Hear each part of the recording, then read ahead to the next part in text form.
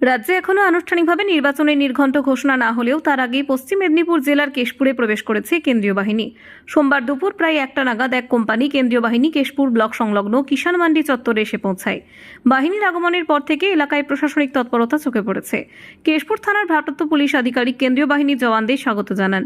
Police সূত্রে জানা গিয়েছে, আপাতত তারা কিষাণ মান্ডিতে অবস্থান করবেন এবং আজকের দিনটি মূলত পরিস্থিতি পর্যালোচনা এবং পরিকল্পনা তৈরির কাজে ব্যয় করবেন। আগামীকাল সকাল থেকে কেশপুর ব্লকের বিভিন্ন স্পর্শকাতর এবং উপদ্রুত এলাকায় গিয়ে রুট মার্চ করবেন এবং সাধারণ মানুষের সঙ্গে কথা বলে এলাকার পরিস্থিতি সম্পর্কে অবগত হবেন।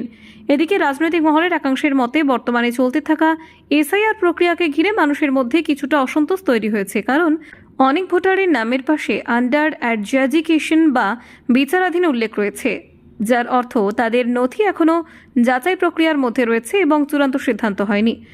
রাজনৈতিক বিশ্লেষকদের মতে এই বিষয়টি ঘিরে কিছু এলাকায় ক্ষোভ বা বিক্ষোভের সম্ভাবনা তৈরি হতে পারে।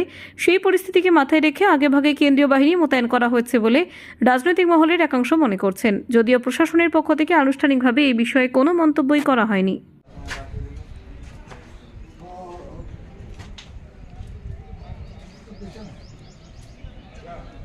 সকালে ঢুকেছে